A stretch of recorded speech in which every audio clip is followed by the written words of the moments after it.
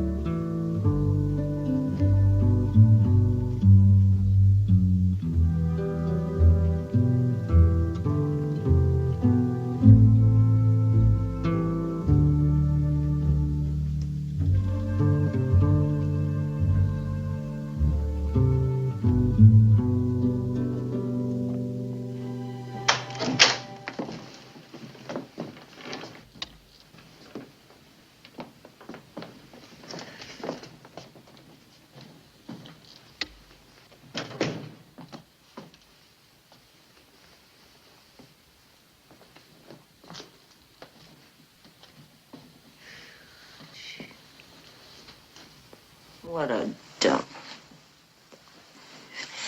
Hey, what's that from? What a dump. How would I know?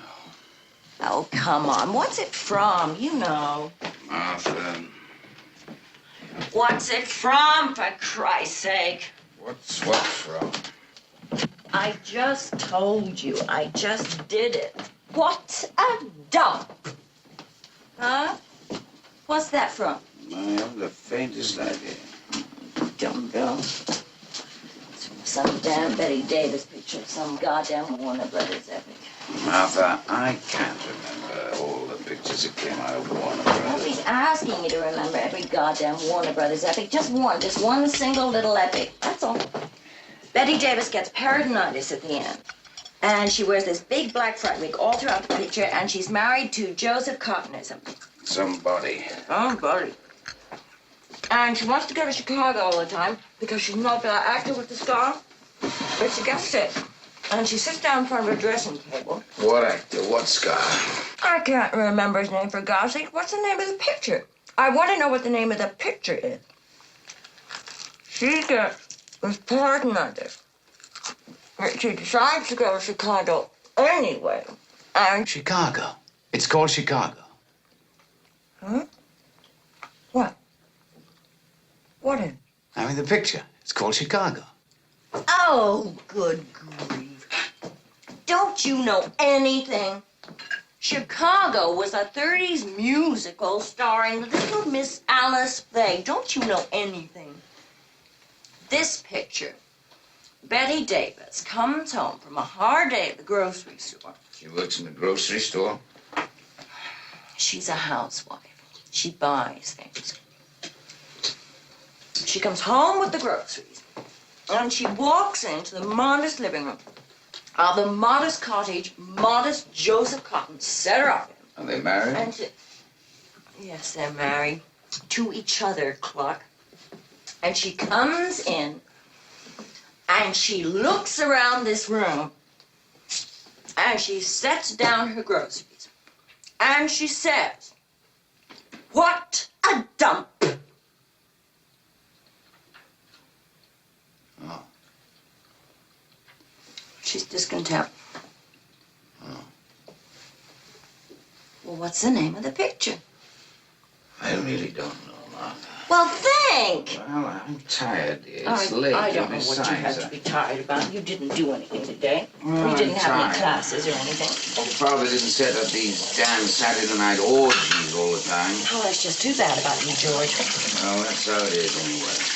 You didn't do anything. You never do anything. You never mix. You just sit around and talk.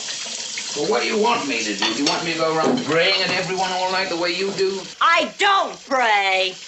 All right, don't pray. I did not pray. I said you didn't pray. Fix me a drink. Have you had enough? I said fix me a drink. Well, I don't suppose a nightcap would kill either one of us. A nightcap? Are you kidding?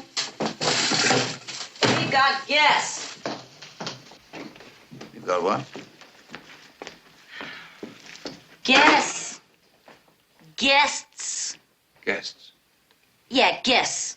People. We've got guests coming over. When? Now. Good Lord, Martha, do you know what time it is? Yeah. Who's coming over? What's their name? Who? What's their name? What's their name? Oh, I don't know their name, George. You met them tonight. They're new. He's in the math department, is it? I don't remember meeting anybody tonight. Well, you did. Oh, yes, and who are these people? He's in the math department. Who? He's in the math department. He's young and he's blonde. He's good looking and well built? Yes, good looking, well built. It figures. What? Nothing. His wife's a mousy little type without any hips or anything. Do you remember them now? I guess so, but why in hell do they have to come over here now? Because Daddy said we should be nice to them, that's For why. God's sake. Daddy said we should be nice But why now? What, because Daddy said we should be nice to them. Yeah, but I'm sure your father didn't mean we were supposed to stay up all night with these people. I mean, we could have them over some Sunday or something. Well, never mind. Besides, it is Sunday. Very early Sunday. It's ridiculous. Well, it's done.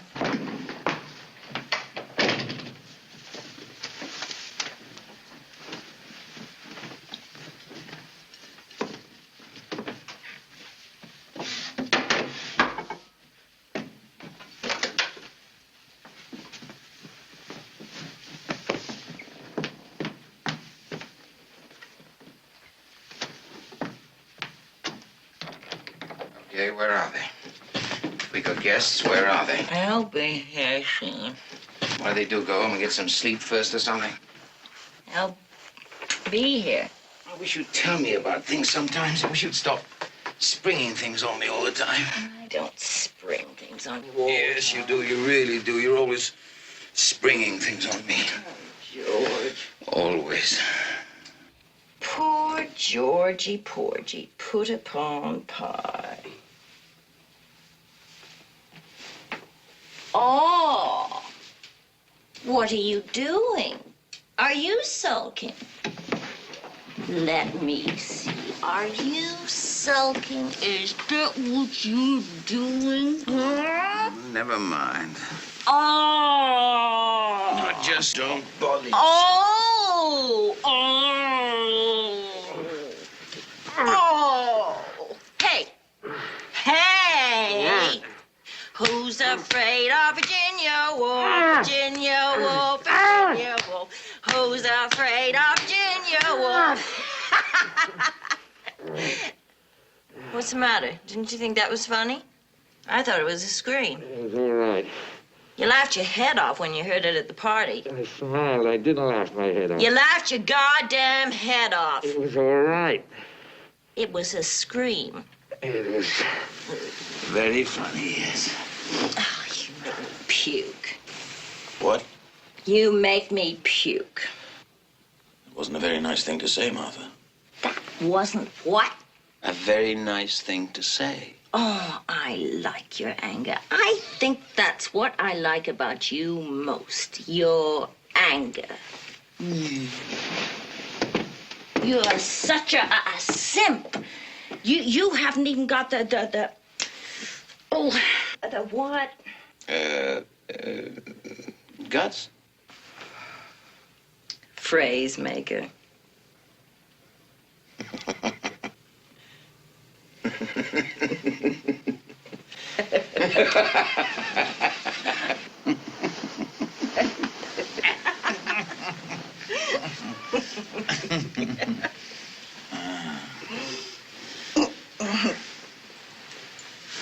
You never put any ice in my drink. Why is that, huh? I always put ice in your drinks, Martha. You eat it, that's all. It's this habit you've got of chewing on your ice cubes like a cocker spaniel. You'll crack your big teeth. Well, they're my big teeth. Yeah, some of them. I got more teeth than you have. 2 more. Oh, you're going bald. So are you.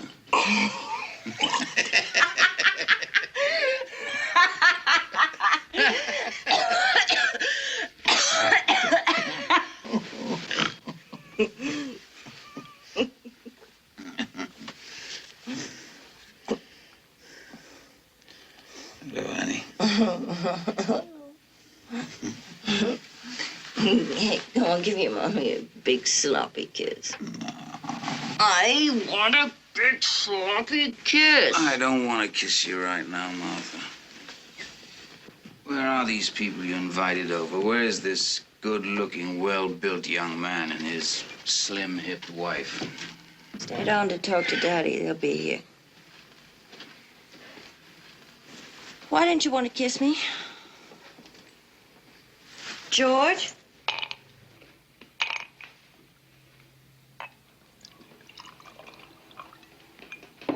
George? Yes, love? Why didn't you want to kiss me?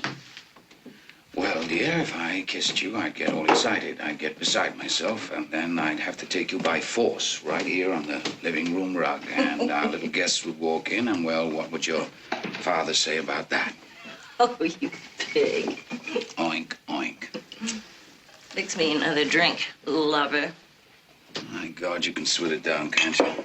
Well, I'm thirsty. Oh, Jesus. Look, sweetheart, I can drink you under any goddamn table you want, so don't worry about me. I gave you the prize years ago, Martha. There isn't an abomination award going that you haven't won. I swear if you existed, I'd divorce you. And just stay on your feet, that's all. These people are your guests. I can't even see you. If you I pass out haven't or been throw able to up or see something. you for years. And try to keep your clothes on, too. There aren't many more sickening sights in this world You're than you with a blank. couple of drinks and you and your skirt up over your head. A zero. Your heads, I should say.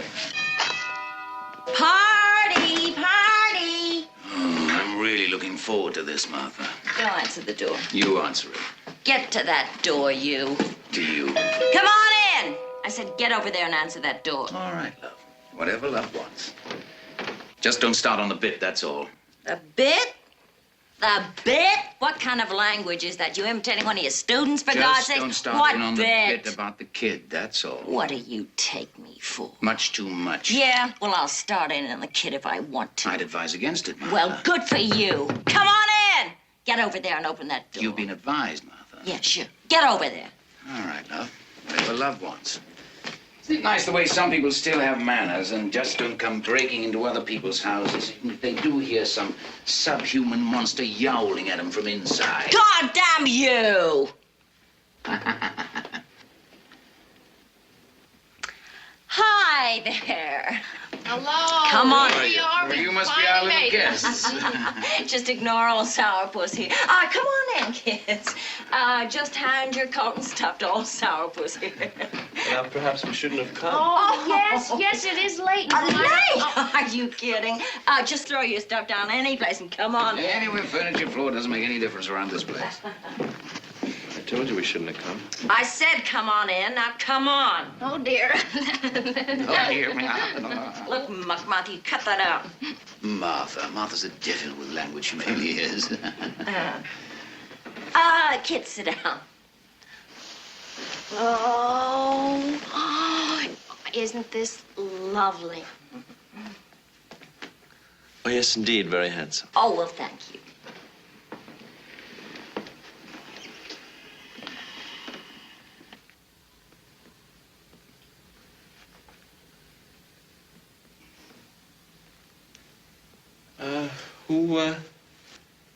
Who did the painting?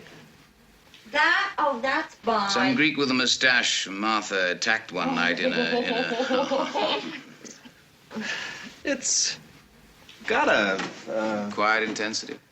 well, no, But then a certain noisy, relaxed quality, maybe.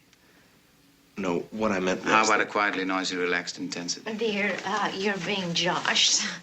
I'm aware of that. Oh, I'm sorry. What it is, actually, it's a pictorial representation of the order of Martha's mind. Fix the kids a drink, George. What would you like to drink, kid? Honey. What would you like? Oh, I don't know, dear. A little brandy, maybe. Never mix, never worry. Brandy? Just brandy? Simple, simple. What about you, Bourbon on the rocks, if you don't mind. Mind? I don't mind. Don't think I mind. Martha, rubbing alcohol for you? Sure. Never mix, never worry.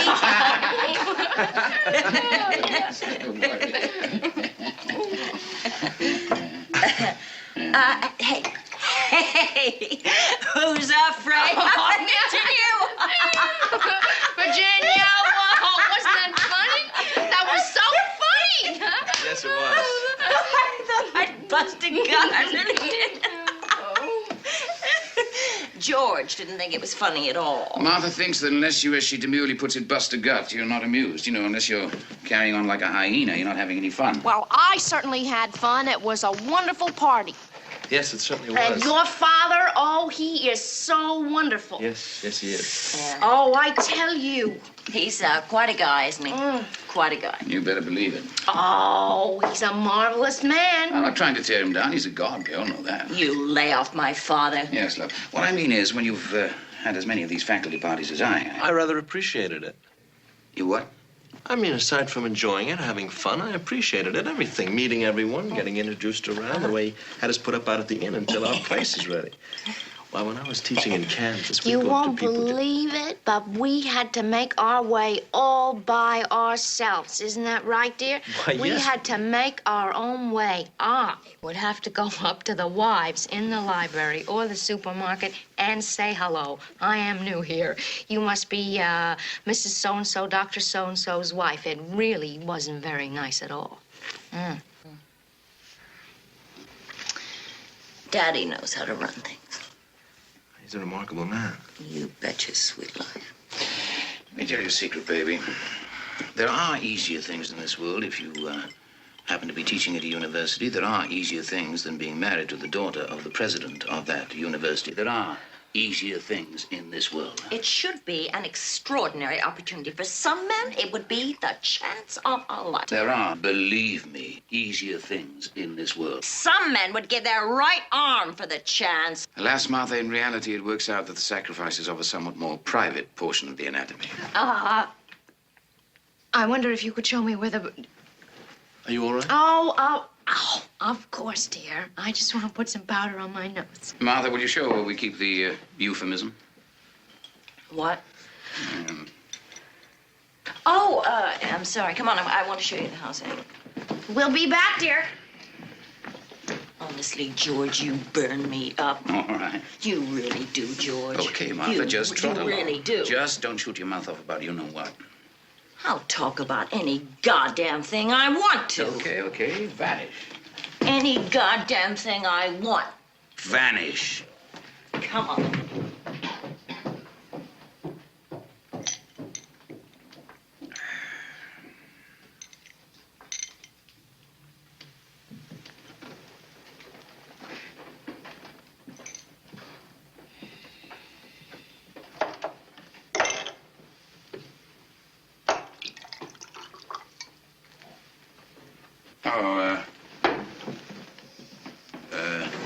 What'll it be?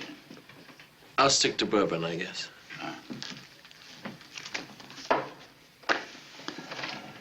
So, you're in the math department. No. No. Oh? Martha said you were. I think that's what she said.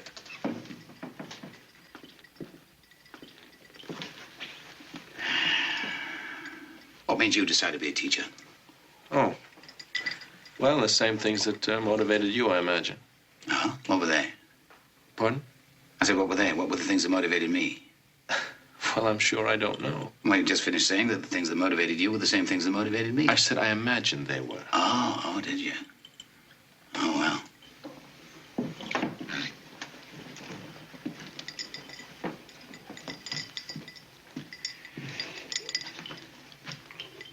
You like it here?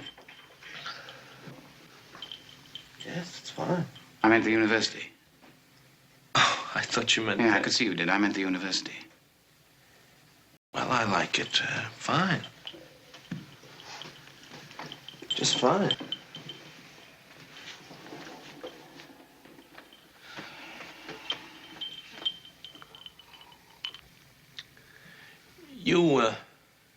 You've been here for quite a long time, haven't you? What? Oh, yes. Yes, ever since I married, what's her name? Martha. Even before that. Forever. Dashed hopes and good intentions. Good, better, best, bested. How'd you like that for a declension, young man? Sir, You I'm didn't answer sorry, my people. question. Sir? Don't you condescend to me. I asked you how you liked that for a declension. Good, better, best, bested. Huh? Well? I really don't know what to say. You really don't know what to say. All right, what do you want me to say? Do you want me to say it's funny so you can contradict me and say it's sad? Or do you want me to say it's sad so you can turn around and say, no, it's funny? You can play that damn little game any way you want to, you know. Very good, very good. And when my wife comes back, I think No, we'll just... calm down, Ford. Just calm down, all right? You want another drink? Here, let me have your I glass. still have one, and I do think that when my Let me wife freshen it comes down- for you. You stay there. What I mean is, you two, you and your wife, you seem to be having some sort of Martha and I are having nothing. Martha and I are merely exercising. That's all. We're merely walking what's left of our wits. Don't pay attention to us. I thought Well, now we- let's sit down and talk, huh? It's just that I don't like to become involved in other people's affairs. Oh, you get over that. Small college and all. Musical beds is the faculty sport around here. Sir? I said musical... Oh, never mind. I wish you wouldn't go sir like that. How old are you? 28. I'm 40-something. Well, aren't you surprised? I mean, don't I look older? I think you look fine. I've always been lean. I use the handball courts. How much do you weigh? 155, 60, something like that? Do you play handball? Not very well. Then we shall play sometime. Martha is 108 years old. She weighs somewhat more than that. How old is your wife? She's 26. Martha's a remarkable woman. I would imagine she weighs around 110. Your wife? No, is- my boy. Yours. Your wife. My wife is Martha. Yes, I know. Yes. Yes, well, if you were married to Martha, you would know what it means. Then if I were married to your wife, I would know what that means, too, wouldn't I? Yes. Martha says you're in the math department or something. No, I'm not. Oh, Martha's seldom mistaken. Maybe you should be in the math department or something. I'm a biologist. I'm in the biology department. Oh. Oh. Sir? You're the one. You're the one's gonna make all that trouble, making everyone the same, rearranging the chromosomes or whatever it is. Isn't that right? Not exactly. Chromosome. I'm very mistrustful. Do you believe people learn nothing from history? I'm in the history department. Yes, I know. Martha tells me often that I am in the history department as opposed to being the history department in the sense of running the history department. I do not run the history department. Well, I don't run the biology department. You're 21. 28. 28. Perhaps when you're 40-something, you will run the history department. Biology. And biology department, of course. I'm really very mistrustful.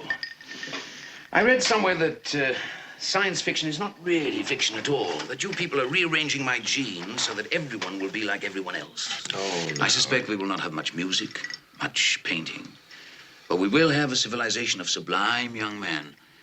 Very much like yourself. Cultures and races will vanish. The ants will take over the world. You don't know much about science, do you? I know something about history. I know, and I'm being threatened. Your wife doesn't have any hips, has she? I mean, does she? What? Oh, I didn't mean to suggest that I'm hip-happy. I was implying that your wife is slim-hipped. Yes, she is. You got any kids? No, not yet. You? That's for me to know and you to find out. Indeed. No kids, huh? What's the matter? Nothing. We want to wait till we're settled. You think you'll be happy here in New Carthage? Well, we hope to stay here. I don't mean forever. Well, I wouldn't let that get bandied about. The old man wouldn't like it. Martha's father expects his staff to come here and grow old and fall in the line of service. One man, a professor of Latin and elocution, actually fell in the cafeteria line one lunch. But the old man is not going to fall anywhere. The old man is not going to die. There are rumors, which you must not breathe in front of Martha, for she foams at the mouth, that the old man, her father, is over 200 years old. There's probably an irony there someplace, but I'm not drunk enough to figure out what it is. Martha! Damn it. I wonder what women talk about when the men are talking. I must find out sometime. What do you want? Isn't that a wonderful sound? George! How many kids are you going to have? I don't know. My wife is, Slim-hipped. Ah, well, there's one of you at least. You must see this house, dear. Oh, this is such a wonderful old house. Yes. Martha! For Christ's sake, hang on a minute, will you? She'll be right down now that she's changing. She's what? She's changing? Yes, What, her clothes? her dress. Why? I imagine that she wants to be comfortable. Oh, she does she? Well, heavens, I should... You don't know. You all right? Yes, dear, perfectly fine. So she wants to be comfortable, does she? Well, we'll see about that. Now, I didn't know that you had a son. What? A son? I hadn't known. You'd have known me to find out, huh? Tomorrow is his birthday. He will be 16. Well, She told you about him? Well, yes. She told well, you yeah, about him? Yes. You said she's changing? Yes. And she mentioned... Your son's birthday, yes. Okay, Martha, okay. you look a little pale, honey. Would you like Yes, dear, but, a little more brandy, maybe just a drop. May I use Okay, the Martha. What? bar? What? Yes, by all means. Drink away. You'll need it as the years go on.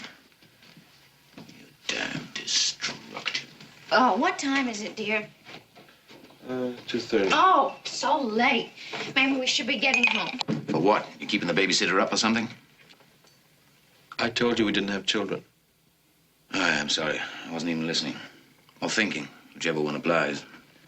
We're going a little while. Oh, no. No, you mustn't. Martha is changing, and Martha is not changing for me. Martha hasn't changed for me in years. If Martha is changing, it means we're going to be here for days. You're being accorded an honor, and you mustn't forget that Martha is the daughter of our beloved boss. She is his right arm. I was going to use another word, but we leave that sort of talk to Martha. What sort of talk? Well, now. Why, Martha, your Sunday chapel dress. Oh, that's the most attractive. You like it? Good. What the hell do you mean screaming up the stairs at me like that? We got lonely, darling. We got lonely for the soft purr of your little voice. Well, you just trot over to the bar, Pooh, and... And make your little mommy a great big twig.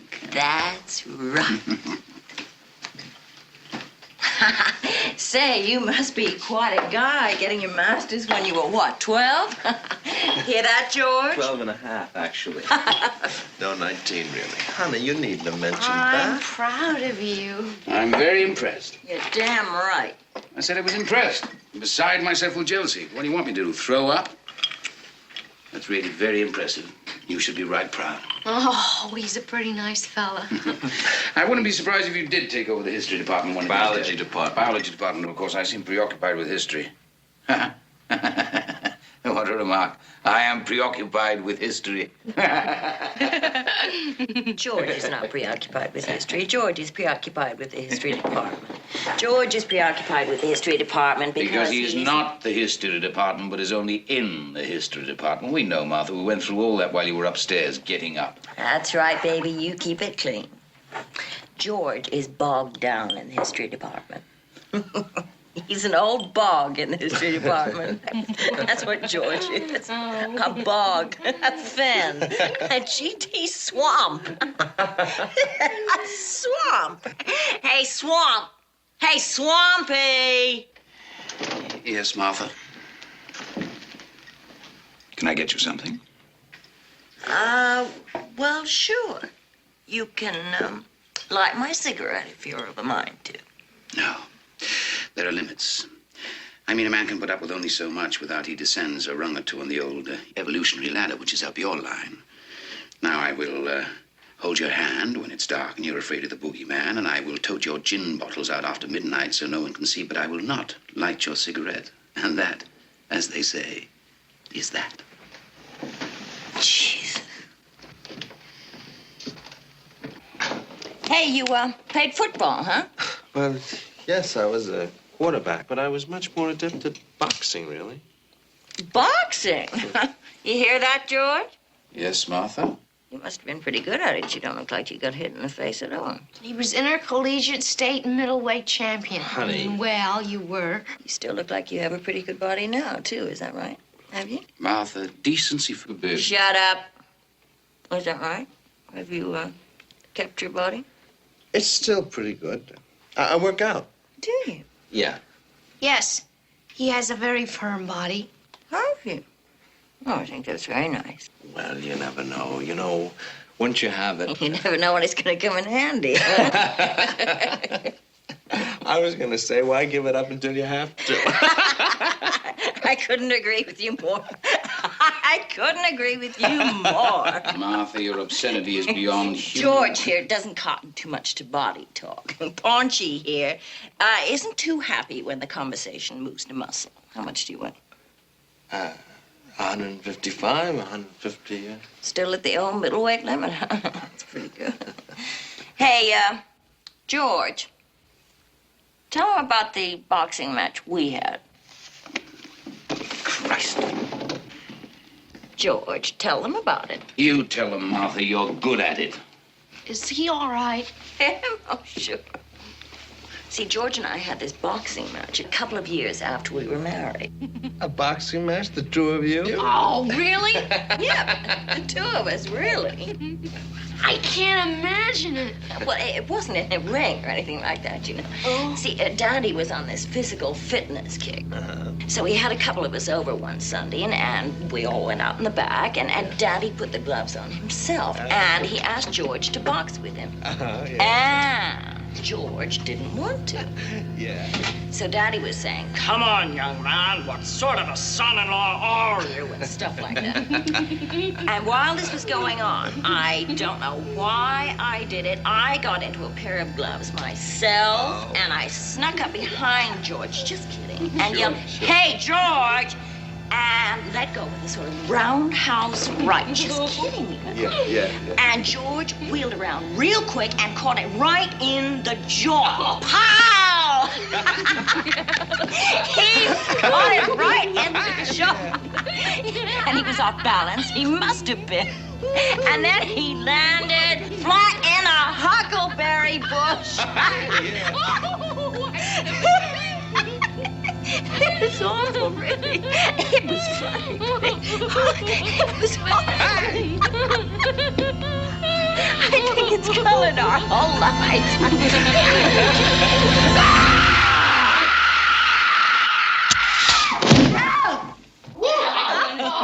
Oh, you're dead.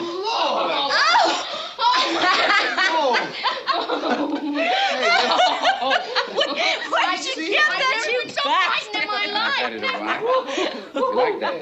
Oh, you bastard. Never been so frightened. You like that? Oh, that was pretty good.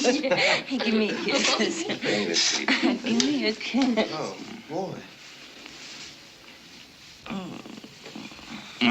So that's what you're after, is it? What are we going to have? Blue games for the guests, huh? Everything in its place, Martha. Everything in its own good time. Drinks now. Drinks for all. Why, Martha, you've been nibbling away at your glass. I have not. Oh, I think I need something. I was never so frightened in my life. Weren't you frightened just for a second? I don't remember. Oh, now I bet you were. Did you really think I was going to kill you, Martha? You kill me, that's a laugh. Well, now, I might someday. Fat chap. Where's the John?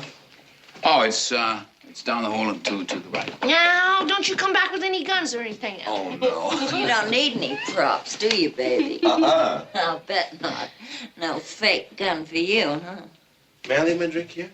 Sure, why not? We could have filled glasses all over the house wherever Martha forgets she's left them. In the linen closet, in the edge of the bathtub. I even found one in the freezer once. You did not. Yes, I did. You did not. Yes, I did. Brandy doesn't give you a hangover? I never mix. And then I don't drink very much either. Oh, good, good. Your husband was telling us all about the chromosomes. What? Chromosomes, Martha. He's a biologist, you know. He's in the math department. Biologist. He's in the math department. Oh, biology. Are you sure? Well, I ought to be sure. So he's a biologist. Good for him. Biology's even better. It's right at the meat of things. You're right at the meat of things, baby. She thought that you were in the math department. Oh, maybe I ought to be. You stay right where you are. You stay right at the meat of things. You're obsessed by that phrase, Martha. It's ugly. Stay right there. Hell, you can take over the history department just as easy from there as any place else. God knows somebody's got to take over the history department someday, and it ain't gonna be Georgie boy over there, that's for sure. Are you, Swampy? Are you, huh? Martha, in my mind, you are buried in cement right up to the neck. Now, up to the nose, it's much quieter.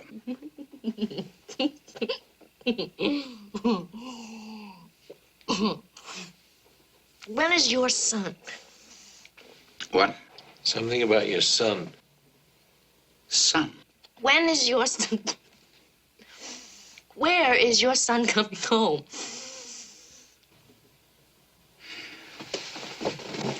Oh. Martha, when's our son coming home?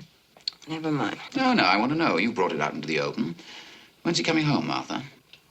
I said never mind. I'm sorry I brought it up. Him up, not it. You brought him up. Well, more or less. When's the little bugger going to appear? I mean, isn't tomorrow meant to be his birthday or something? I don't want to talk about it. But Martha. I don't want to talk about I it. bet you don't. Martha doesn't want to talk about it, him. Martha is, sorry she brought it up, him. When is the little bugger coming home? Yes, Martha, now that you've had the bad taste to bring the matter up in the first place, when is the little bugger coming home? George talks disparagingly about the little bugger because he has problems. The little bugger's got problems? What problems has the little bugger got? Not the little bugger. Stop calling him that! You've got problems. I've never heard of anything more ridiculous in my life. Neither have I. Honey. George's biggest problem about our son, about our great big son, is that deep down in the private most pit of his gut, he is not completely sure that it's his own kid. My God, you're a wicked woman. And I told you 1,000,000 times, baby, I wouldn't concede with anyone else. You know that, baby. A deeply wicked person. Oh, my. I'm not sure that this is a subject for... Martha's lying. I want you to know that right now. Martha is lying. There are very few things that I'm certain of anymore, but the one thing in this whole sinking world that I am sure of is my partnership, my chromosomological partnership in the creation of our blonde-eyed, blue-haired son. Oh, I'm so glad. That was a very pretty speech, George. Thank you, Martha. You rose to the occasion good. Real good. Well, real well. Honey. Martha knows. Martha knows better. That's right. I've been to college like everybody else. George, our son does not have blue hair. Or blue eyes, for that matter. He has green eyes like me. Beautiful, beautiful green eyes. He has blue eyes, Martha. Green. Blue, Martha. Green, you bastard. Tut, tut, tut. Tut, touches of your floozy. He's not a floozy. He can't be a floozy. You're a floozy. Now, you just watch yourself. All right. I'd like another little nipper of brandy, please. Honey, I think you've had Nonsense. You're all ready, I think? Nonsense. Okay. George has watery blue eyes, kind of milky blue. Make up your mind, Martha. I was giving you the benefit of a doubt. Daddy has green eyes, too. He is not. He has tiny red eyes, like a white mouse. In fact, he is a white mouse. You wouldn't dare say that if he was here. You're a coward. You know that great shock of white hair and those little beady red eyes? A great big white mouse. George hates Daddy, not for anything Daddy's done to him, but for his own... Inadequacies? That's right. You hit it right on the snub. Wonder why the SOB hates my father. When George first came to the history department about 500 years ago, Daddy approved of him. And you want to know what I did, dumb cluck that I am? I fell for him. Oh, I like that. Yeah, she did. You should have seen it. She'd sit outside my room at night on the lawn and howl and claw at the turf. I couldn't work, and so I married her. I actually fell for him. That there. Martha's a romantic at heart. That I am. I actually fell for him. And the match seemed practical, too. For a while, Daddy really thought that George had the Martha. stuff to take over when he was ready Wait a minute, to retire. Martha. And we both thought that naturally... Stop it, Martha. Oh, what do you want? I wouldn't go on with this if I were you. Oh, you wouldn't, would you? Will you not? You've already sprung a leak about you know what. What? What? About the sprout, the little bugger, our son. If you start in this other business, Martha, I warn you. I stand warned. Do we really have to go through all this? So anyway, I married the SOB. I had it all planned out. First, he'd take over the history department. Then when Daddy retired, he'd take over the whole college, you know? That was the way it was supposed to be. Getting angry, baby, huh? That was the way it was supposed to be. All very simple. And Daddy thought it was a good idea, too, for a while. Until he started watching for a couple of years. Getting angry? Until he watched for a couple of years and started thinking that maybe it wasn't such a good idea after all. That maybe Georgie boy didn't have the stuff. That maybe he didn't have it in him. Stop it, Martha. Like hell I will. You see, George didn't have much push. He wasn't particularly aggressive. In fact, he was sort of a flop. A great, big, fat flop. Stop it, Martha. I hope that was an empty bottle, George. You can't afford to waste good liquor. Not on your salary, not on an associate professor's salary.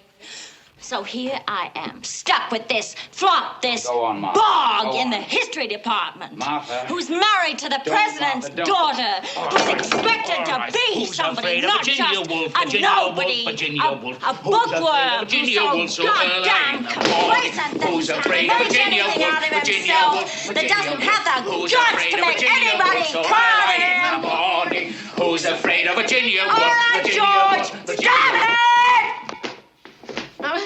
I'm gonna be sick. I'm gonna be sick. Jesus.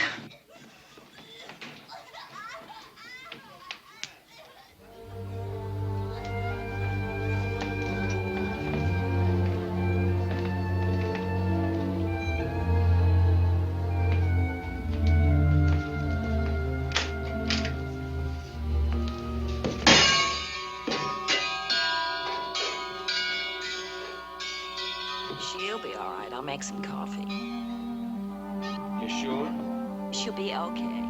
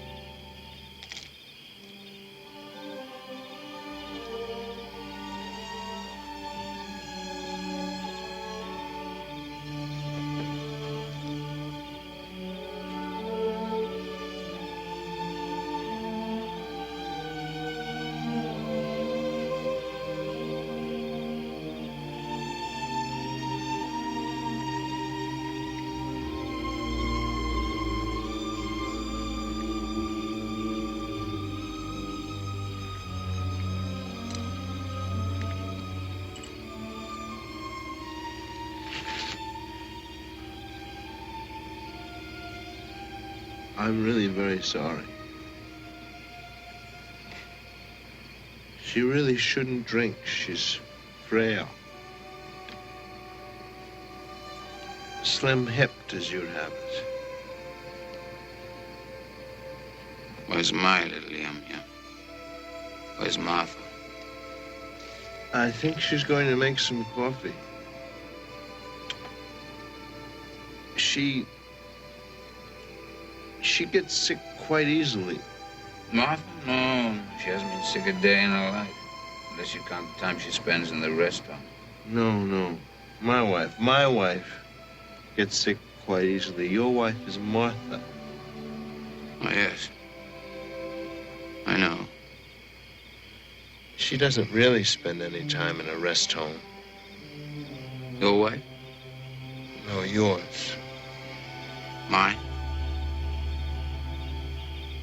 Oh, no, she doesn't. I would. I mean, if I were her, I would, but then I'm not, so I don't. I'd like to, though. Gets pretty bouncy around here sometimes. Yes, I'm sure. Your wife throws up a lot, huh? I didn't say that. I said she gets sick quite easily. Oh, by sick, I thought you meant that she, Well, that's true. Actually, she does throw up a lot. Well, it is often. When she starts, there's practically no stopping. I mean, she'll go right on for hours. Not all the time,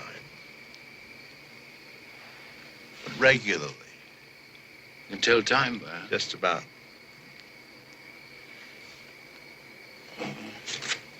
Yeah,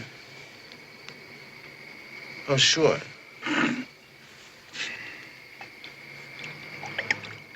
I married her because she was pregnant. Oh?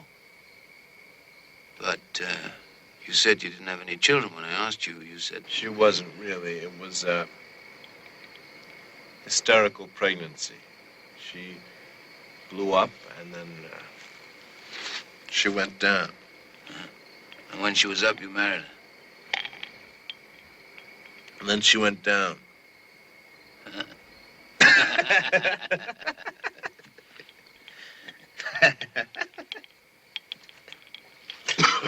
Bourbon. Bourbon.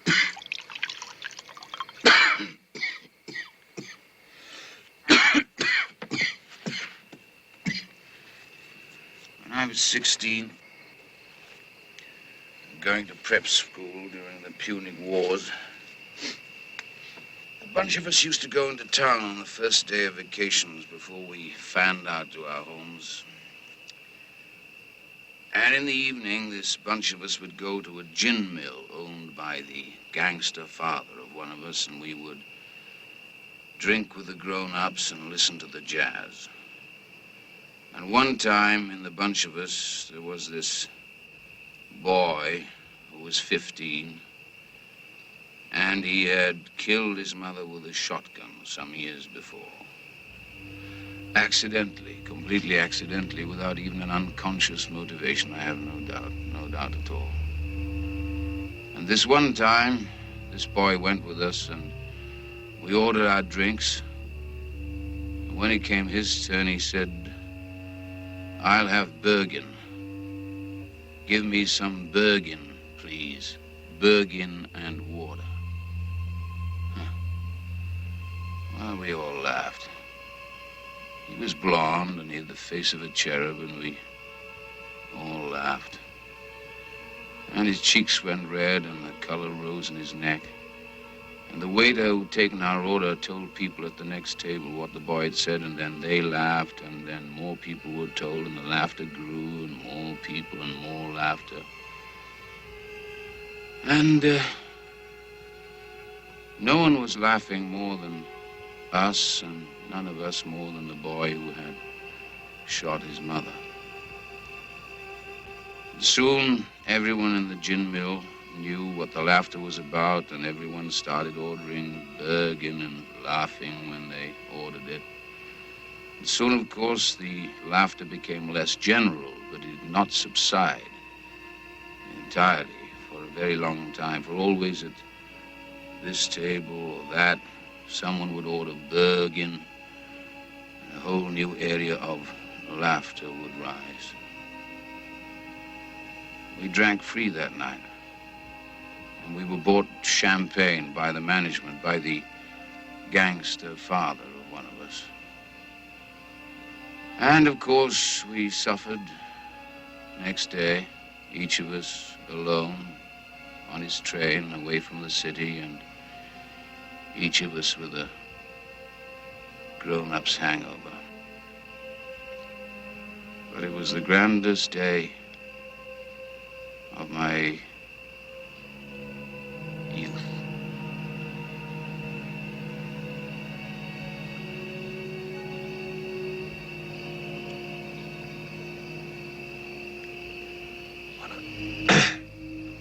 What happened to the boy? The boy who had shot his mother. I won't tell you. All right. The following summer, on a country road with his learner's permit in his pocket and his father on the front seat to his right, he swerved the car to avoid a porcupine and drove straight into a large tree. He was not killed, of course. And in the hospital, when he was conscious and out of danger, and when they told him his father was dead, he began to laugh, I have been told. And his laughter grew and would not stop. And it was not until after they jammed a needle in his arm, not until after that, not until his consciousness had slipped away from him, that his laughter subsided, stopped. And when he was recovered from his injuries enough so he could be moved without damage should he struggle, he was put in an asylum. That was 30 years ago. Is he still there? Oh, yes. And I'm told that for these 30 years, he has not uttered one sound.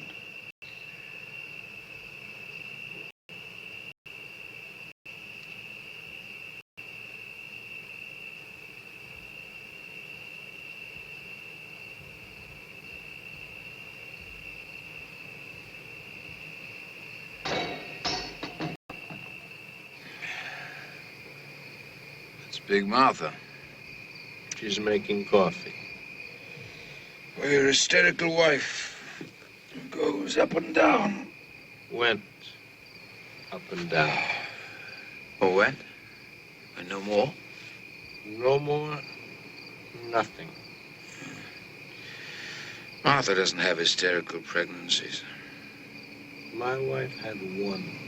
Martha doesn't have pregnancies at all. Do you have any other kids? Do you have any daughters or anything? Do we have any... what? Do you have any... I mean, do you only have the one, kid, your son? Oh, no, just one. One boy. Our son. Wow. That's nice. Yeah, well, he's a comfort. He's a beanbag. A what? Beanbag, you won't understand. A beanbag. I heard you. I didn't say I was deaf. I said I didn't understand. You didn't say that at all? I meant I was implying I didn't understand. Christ's sake. You're getting tested. I'm sorry. All I said was that our son, the apple of our three eyes, Martha being a cyclops, our son is a beanbag, and you get tested. I'm sorry. It's late. I'm tired. I've been drinking since 9 o'clock. My wife is vomiting. There's been a lot of screaming going on around here. So you get testy, naturally. Don't worry about it. Anybody who comes here ends up getting testy. It's expected. Don't be upset. I'm not upset. You're testy. Yes. I'd like to set you straight about something while we're out here. I'd like to set you straight about something Martha said. Hey! Hark, forest sounds. Hmm? Animal noises. Hey! Well, here's Nursey. We're sitting up. We're having coffee. Is there anything I should do? Nah, you just stay there and listen to Georgie's side of things. Bore yourself to death. You clean up the mess you made in here, George? No, Martha, I did not clean up the mess I made. I've been trying for years to clean up the mess I made. Have you been trying for years? Accommodation, adjustment. Those do seem to be in the order of things, don't they? Don't try to put me in the same class with you. No? No, of course not. I mean, things are simpler for you. You'll marry a woman because she's all blown up, whereas I, in my clumsy, old-fashioned way... There was more to it than that. Sure. I bet she has money, too. Yes. Yes? Yes? You mean I was right? I hit it? Well, you see... My God, what archery. First try to. How about that? You see... There were other things. yes. To compensate. Yes. There always are. There always are. Allow me. Tell me, how about your wife's money? No. Okay, don't. My father-in-law was a man of the Lord. And he was very rich. What faith? My father-in-law was called by God when he was 6 or something. And he started preaching, and he baptized people, and he saved them, and he traveled around a lot, and he became pretty famous. Not like some of them, but pretty famous.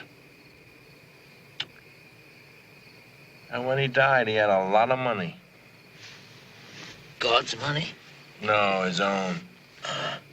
What happened to God's money? He spent God's money, and he saved his own. Well, I think that's very nice.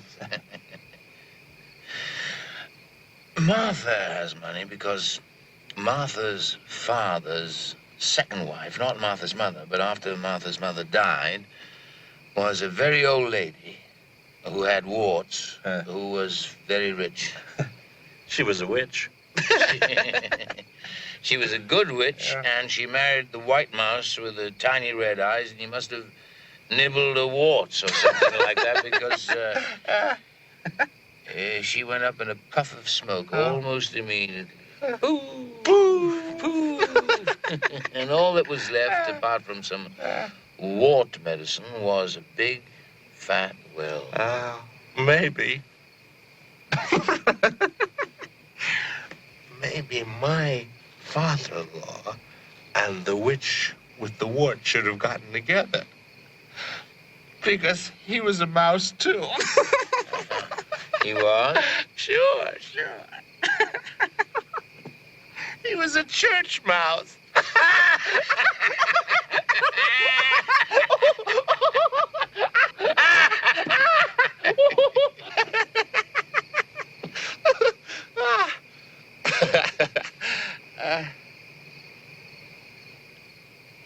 Your wife never mentioned a stepmother. Well, maybe it isn't true. You realize that I've been drawing you out on this stuff because you represent a direct threat to me, and I want to get the goods on you. Sure. Well, I mean, I've warned you. You stand warned. I stand warned. It's you sneaky types worry me the most, you know. You ineffectual sons of bitches. You're the worst. Well, I'm glad you don't believe me. After all, you got history on your side. You got history on your side. I got biology on mine. History, biology. I know the difference. You don't act it. No? I thought we decided you'd take over the history department first before you take over the whole works, you know. One step at a time.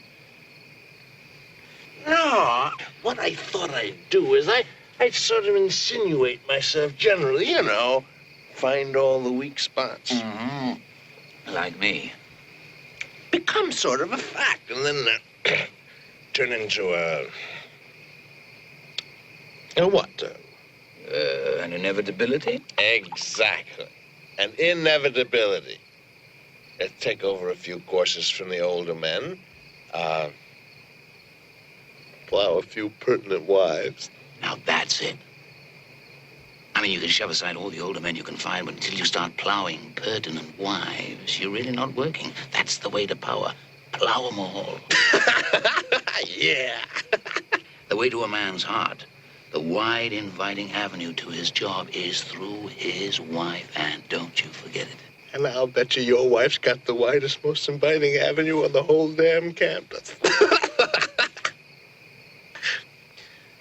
I mean, her father being president and all. You bet your historical inevitability. Yes, sirree. I just better get her off into the bushes right away. Why, you'd certainly better. You know, I almost think you're serious. Oh, baby, you almost think you're serious, and it scares the hell out of you. Me? Yes, you. You're kidding. I wish I were. I'll give you some good advice if you want me to. Good advice from you? Oh, boy. You haven't learned yet. Take it wherever you can get it. Listen to me now. I'm off it. I'm giving you good advice now. Good God. There's quicksand here, and you'll be dragged down before you know it. Sucked down. Oh. You disgust me on principle, and you're a smug son of a bitch personally, but I'm trying to give you a survival kit. Do you hear me? I hear you. You come in loud. All right. You want to play by ear, right? Everything's going to work out anyway because the timetable's history, right? Right, right. You just tend to your knitting, Grandma. I'll be okay. I've tried to reach you to... Make contact? Yes. Communicate? Yes, exactly. Oh, that's touching. That's downright moving. That's what that is. Up yours. What? You heard me. Honey! Honey!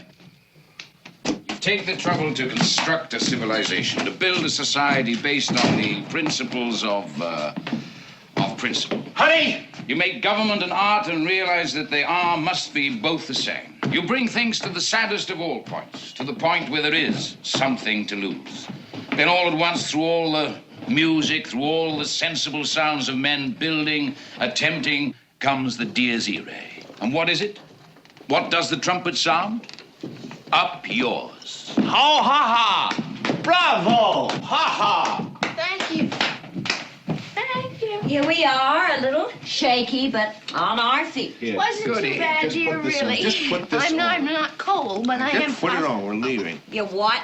We're leaving, going home. Oh, well. Wait a minute. What's been going on here?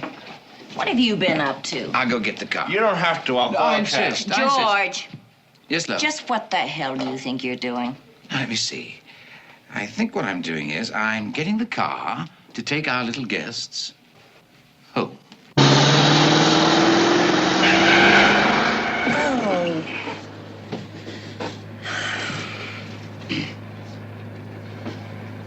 Well, aren't you going to apologize? It wasn't my fault. The road should have been straight. Not that, for making her throw up. I did not make her throw up. You most certainly did.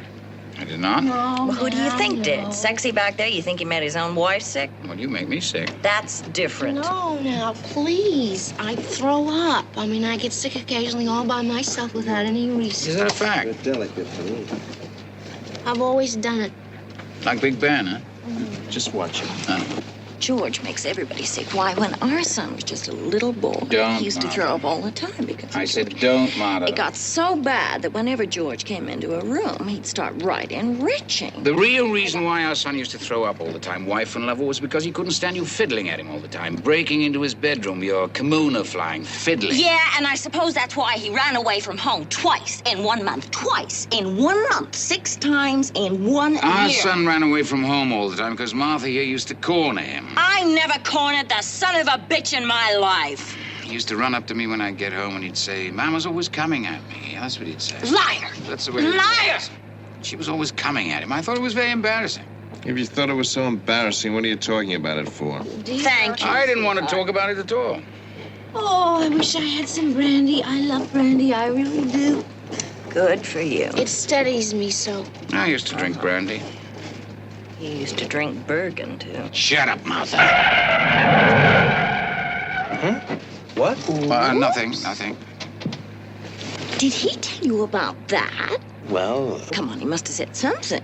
Actually, all we did is we sort of, danced around a little. Oh, I love dancing. I really do. He didn't mean that. Well, I didn't think that he did. Two grown men dancing. Heavens. You mean he didn't start in on how he tried to publish a book and Daddy wouldn't let him? Please, Martha. What book? Please, just a book. Just a book! Oh, look, dancing. Oh, why don't we dance? I'd love some dancing. Honey, we're almost I want home. some. I want some That's dancing. not such a bad idea. I love dancing, don't you? With the right man. I dance like the wind. Stop the car. Martha. We're going dancing. For heaven's sakes. Did you hear me? All right, love. Whatever love wants.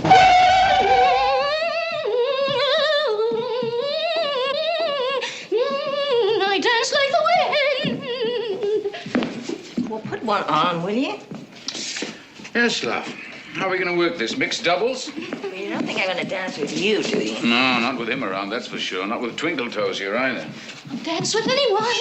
I'll dance by myself. Honey, you get sick again. I dance like the wind.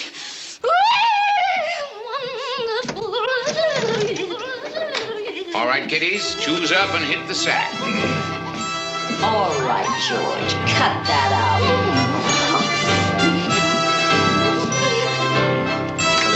Cut it out, George.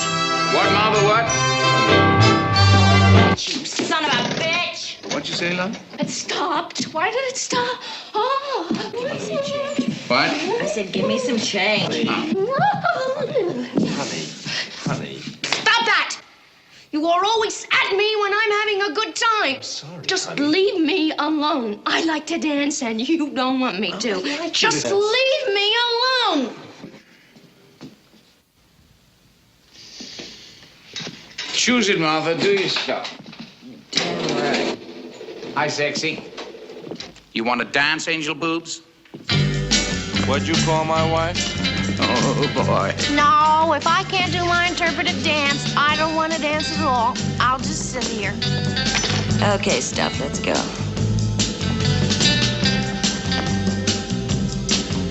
We'll just sit here and watch. That's right. Hi. Hi.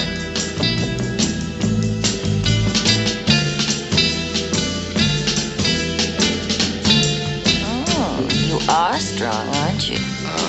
I like that. They're dancing like they've danced before. It's a familiar dance, Monkey Nichols. They both know it. I don't know what you mean. I like the way you move. I like the way you move, too. They like the way they move. That's nice. I'm surprised George didn't tell you his side of things. Well, he did. That surprises me. Does it? Aren't they cute? He usually does when he gets the chance. I don't think he trusts me. It's really a very sad story. Is it? Oh, it would make you weep. You have ugly talents, Martha. Is that so? Don't encourage her. Encourage me. Go on. I warned you, don't encourage her. He warns you. Don't encourage me. I heard him. Tell me more. Well, Georgie boy had lots of big ambitions, in spite of something funny in his past, which Georgie boy here turned into a novel. His first attempt and also his last. Hey! I rhymed! Yeah, you're right. Go on. I warn you, Martha. But Daddy took a look at Georgie's novel. You're looking for a punch in the mouth. You know that, Martha? Do tell. And he was very shocked by what he read. He was? Oh, yes, he was. A novel all about a naughty boy child. I will not tolerate this. Oh, can it? A naughty boy child who, killed his mother and his father dead! Yeah! Stop it, Martha! And Daddy said, look here, I will not let you publish such a thing. All right, the dancing's over. Violence, violence, oh. And Daddy said, look here, kid, you don't think for a second I'm gonna let you publish this kind of crap, do you? Not on your life, baby, not while you're teaching here. You publish that and you're out. On your ass. Is this?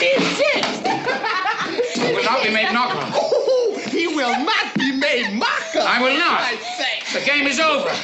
Just imagine a book all about a boy who murders his mother and kills his father and pretends it's all an accident. Hey, wait a minute. And do you want to know the clincher? Yeah. Do you want to know what Big Brave Georgie said to Daddy? No. Hey, George, wait he a minute. said, but Daddy. But sir, this isn't a novel at all. You will not say this. The hell, you keep away from me. No, sir, this isn't a novel at all. This is the truth. This really happened to me. I'll kill you. It happened.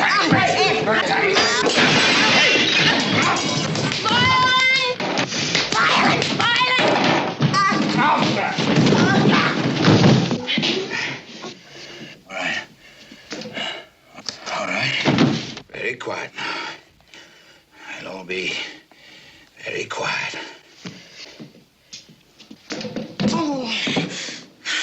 That's enough. All right, what's the trouble in here? Oh, nothing, no trouble. Just playing a game. Well, we're closing. One more round. Same for everybody, huh? Just give us one more round and we'll be on our merry way, all right? All right? Good. Thanks. Well, that's one game. What shall we do now? Come on. Let's think of something else. We played Humiliate the Host. We've gone through that one. What shall we do now? Oh, look. Come on. We must know other games, college-types like us. That can't be the limit of our vocabulary, Haven't you had enough? See, there are other games. How about Hump the Hostess, huh? How about that? How about Hump the Hostess? You want to play that one? You want to play Hump the Hostess, huh? Down. Oh, yeah, you want to wait till later. Get her off into the bushes. Hump the hostess! Just shut up, will you?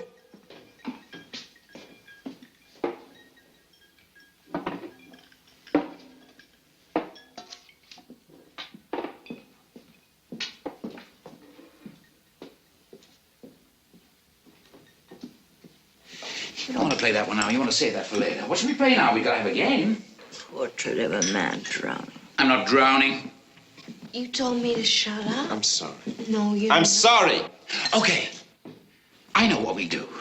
Now that we're through with Humiliate the Host, we're through with that one for this round anyway, and we don't want to play Hump the Hostess yet. Not yet. So I know what we'll do. How about a little round of Get the Guests? How about that? How about a little game of Get the Guests? Jesus, George. Book dropper, child mentioner. I don't like these games. No, we've only had one game. Now we've got to have another. You can't fly on one game. anyway, Silence! Now, how are we going to play Get the Guests? You be quiet. I wonder.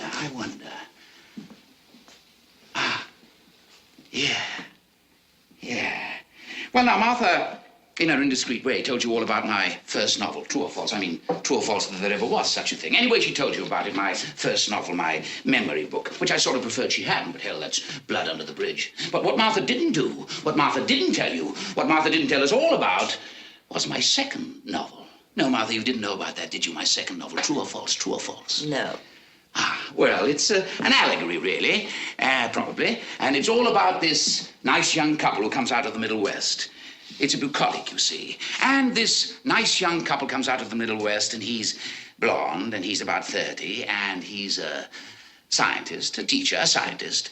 And his mouse is a wifey little thing who gargles brandy Just all the a time. minute here. This is my game. You've had your game, you people. This is my game. I want to hear this story. I love stories. And Mouse's father was a holy man, see, and he ran sort of a traveling clip joint, and he took the faithful, that's all. He just took them. This is familiar. No kidding. Anyway, Blondie and his Frau out of the Plain States came. Very funny, George. Thank you, Martha. And they settle into town just like Nouveau Carthage. I don't think you better go on, mister. Do you not? Oh, I love familiar stories. They're the best. How right you are. But Blondie was all in disguise. We'd all got up as a teacher because his baggage ticket had bigger things writ on it. H.I. Aye. Historical inevitability. Look, there's no reason for you to go any further. Let them go on. We shall. And he had this baggage, and part of his baggage was in the form of his mouse. We don't have to listen to this. Not. You're bright as a point.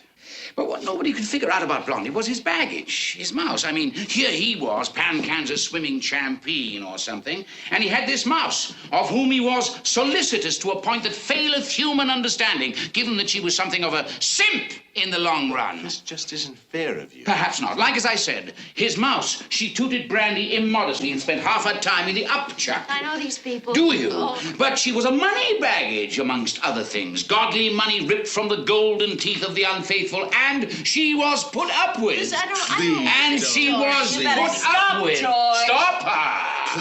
Please Beg, don't. baby. George! Oh, and now we get a flashback to how they got married. No! Yes! Why? How they got married? Well, how they got married was this. The mouse got all puffed up one day, and she went over to Blondie's house, and she stuck out her puff, and she said, "Look at me." I don't like this. Stop it. Look at me. I'm all puffed up. Oh, my goodness, said Blondie. And so they were married. And so they were married. And then? And then? What? And then what? And then the puff went away again like magic. Poof. The puff went away. Poof. Honey, I didn't mean to. Honestly, I didn't mean to. You told them. You told them. Honey, You beg. couldn't have told them, please. No, you couldn't have told them. No. And that's how you play Get the Guests. Please, I'm gonna be sick. Just leave me alone. I'm gonna be sick. You shouldn't have done that. You shouldn't have done that at all. I hate hypocrisy. That was cruel and vicious. She'll get over it. Damaging. She'll recover. Damaging to me. To you. To me. To you? Yes! Oh, beautiful. My God, you gotta have a swine to show you where the truffles are. You just rearrange your alliances, boy. You look around and make the best of things. Better put your wife in the car. No, thanks. I've had enough rides for tonight. We'll walk home. That's right. You go plan some new strategy. You're going to regret this. No doubt. I regret everything. No. I mean, I'm going to make you regret this. Go clean up the mess. You just wait, mister. Very good, George. Thank you, Martha. Really good. I'm glad you enjoyed it. I mean, you did a good job. You really fixed it. Uh-huh. It's the most life you've shown in a long time. You bring out the best in me, baby. Bastard. That's all right for you. You can go around like a hopped-up Arab, slashing at everything in sight, scarring up half the world if you want to, but let somebody else try it. Oh, no. You miserable. My baby, I did it all for you. I thought you'd like it, sweetheart. It's to your taste, blood, carnage, and all. I thought you'd sort of get excited, sort of heave and pant and come running at me, your melons bobbling. You have really screwed up, George. Oh, come on, I mean Martha. it. You really have. You can sit around with the gin running out of your mouth. You can humiliate me. You can tear me to pieces all night. That's perfectly okay. That's all right. You can stand it. I cannot stand it. You can stand it. You married me for it. That's a desperately sick lie. Don't you know it even yet? Oh, Martha. I always gotten tired whipping you. Year after year. Deluded, Martha, deluded. It's not what I wanted. I thought at least you were onto yourself. I didn't know. I I'm didn't onto know. myself. No, you're sick. I'll show you who's sick. I'll show you who's sick. I'll show you. All right, Martha. I'll show you. Show you. Now, stop it! Stop it!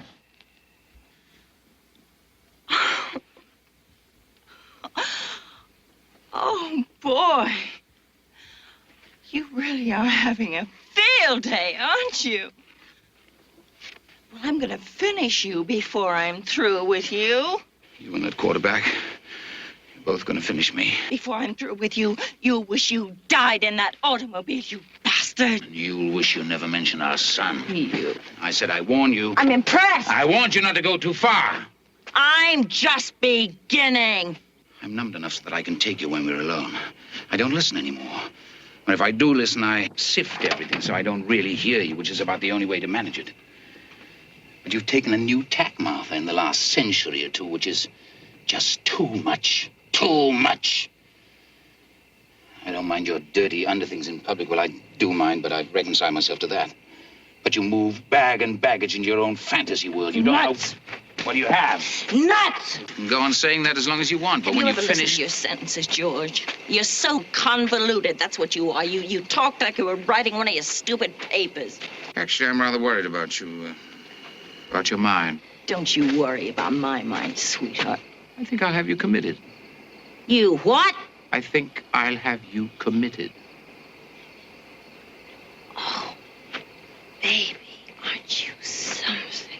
Well, I've got to find some way to get at you. You've got at me. You don't have to do anything, George. 1,000 years of you has been quite enough. You go quietly, then?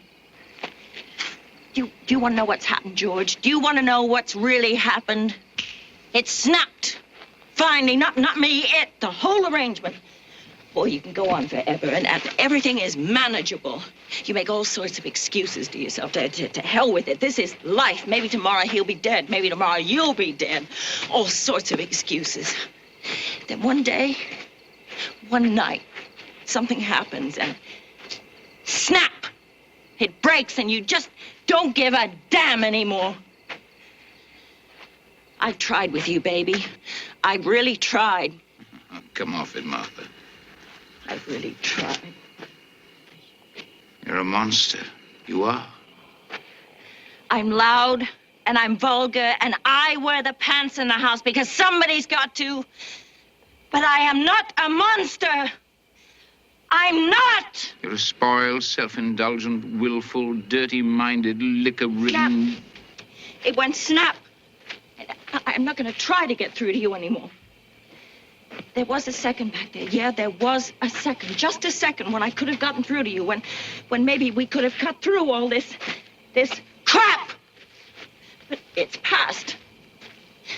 And I'm not going to try. Once a month, Martha. I've gotten used to it. Once a month and we get misunderstood Martha, the good-hearted girl underneath the barnacles, the little miss that the touch of kindness will bring to bloom again. And I believed it more times than I'd like to admit because I don't like to think I'm that much of a sucker. But I don't believe you. I just don't believe you. There is no moment anymore when we could come together. Yeah, well, maybe you're right. You can't come together with nothing, and you're nothing. Snap! I looked at you tonight, and you weren't there.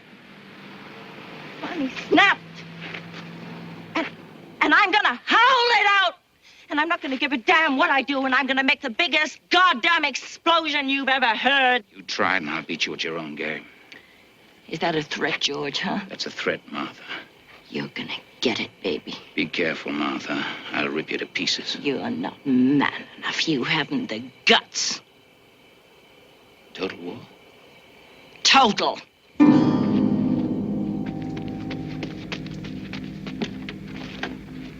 Come on, Martha.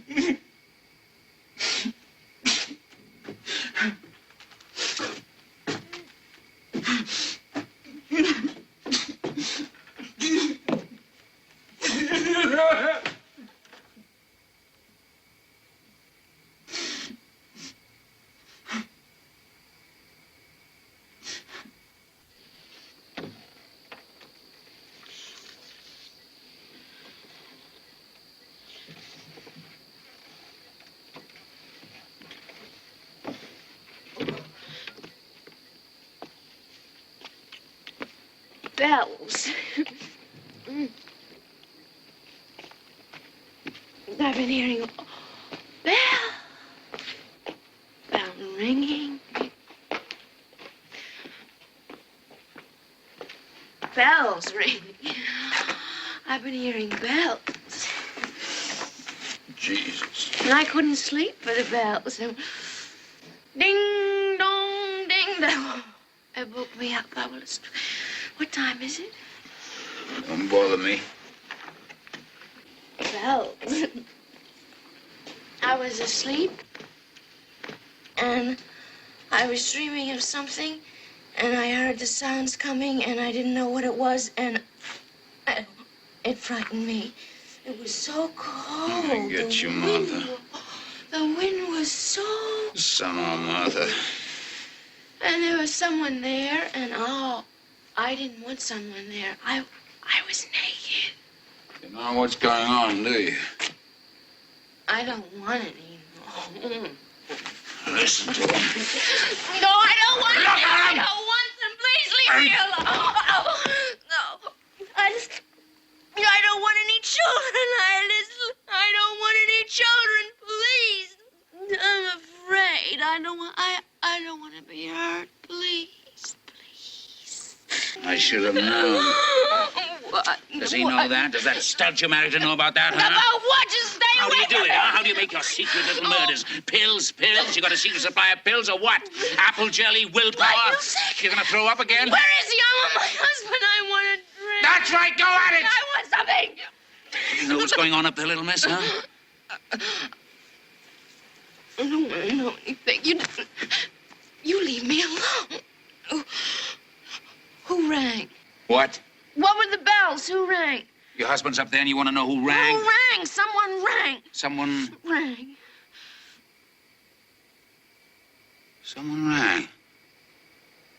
Yes. Bells rang. Yes, the bells rang and it was someone... Somebody. Somebody rang. The bells rang and it was somebody... with them. I've got it, Martha. It was a message. And the message was, our son. It was a message, the bells rang. And it was a message, and it was about our son. And the message was, our son is dead. Oh, no. Our son is dead, and Martha doesn't know. I haven't told Martha. No. Our son is dead, and Martha doesn't know. No, God. And you're not going to tell her. Your son is dead. I'll tell her myself. In good time, I'll tell her myself. I'm going to be sick.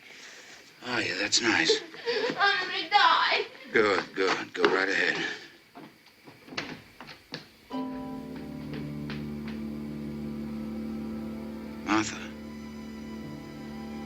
Martha, I have some terrible news. It's about our son. He's dead. Do you hear me, Martha? Our boy is dead.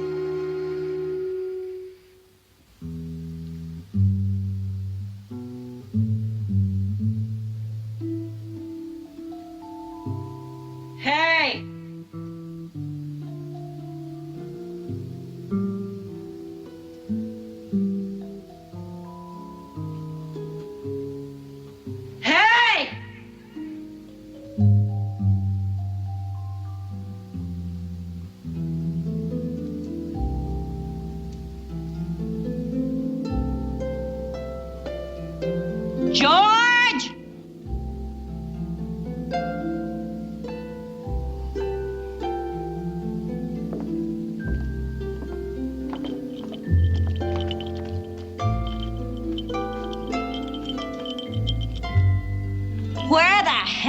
Where's everybody?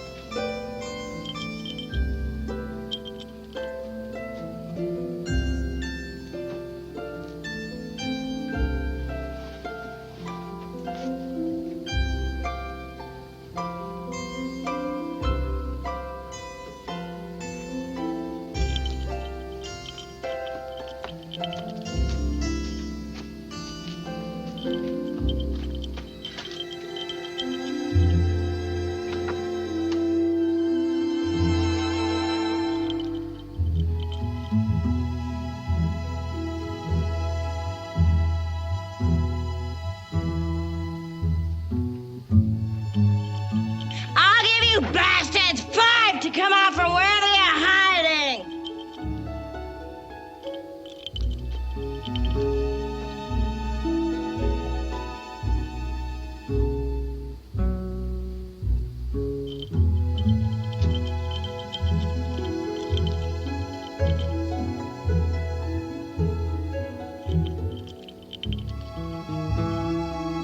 George!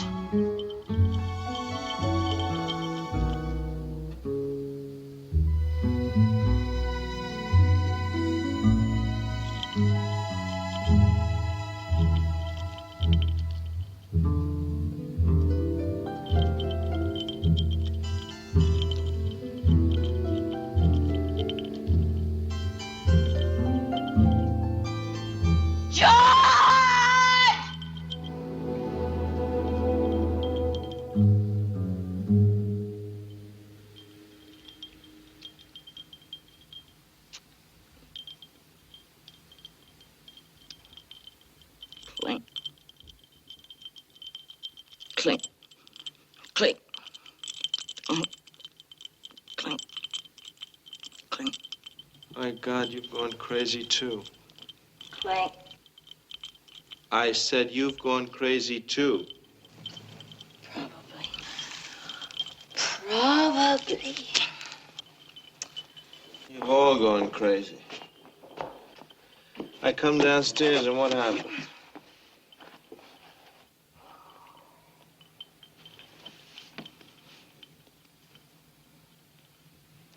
What happened?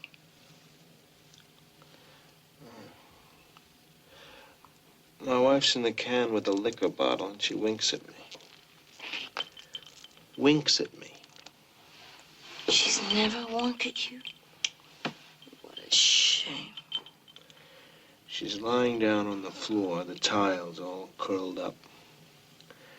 And she starts peeling the label on the liquor bottle, the brandy bottle. Maybe she'd be more comfortable in the tub. And I ask her what she's doing, and she goes, shh, nobody knows I'm here. And I come down here, and you're stumbling around, going clink, for God's sake. Clink. Clink. You've all gone crazy. Yeah. Sad but true. Where is your husband?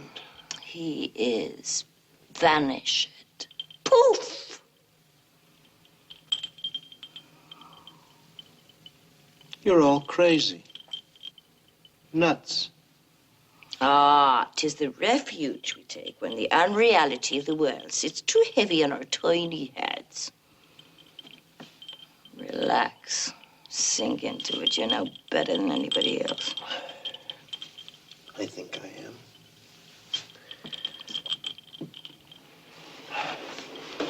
Well, you're certainly a flop in some departments.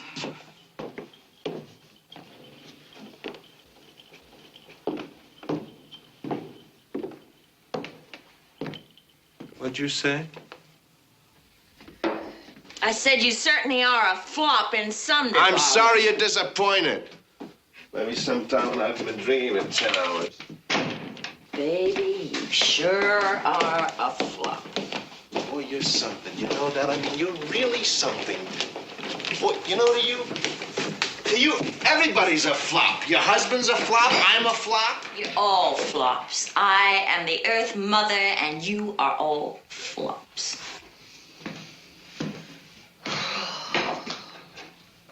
I disgust me.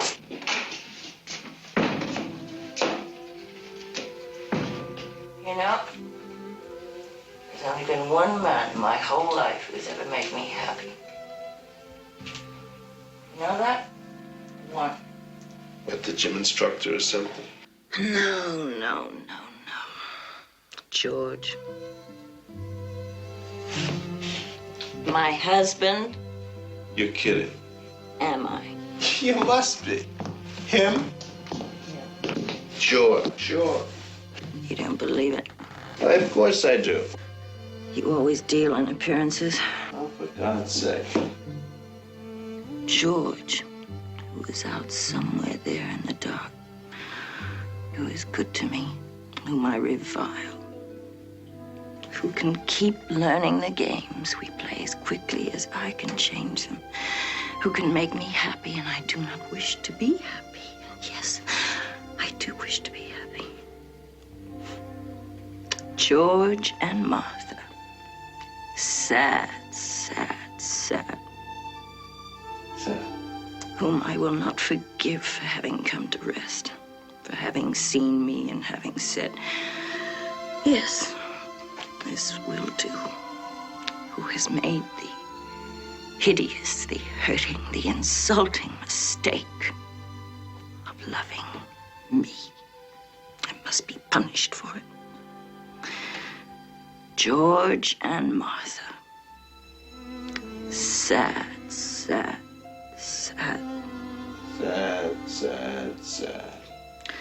Someday, some night, some stupid liquor-ridden night, I will go too far. I'll either break the man's back or I'll push him off a good, which is what I deserve. I don't think he's got a vertebra intact. Oh, you don't, huh? You don't think so? Oh, little boy.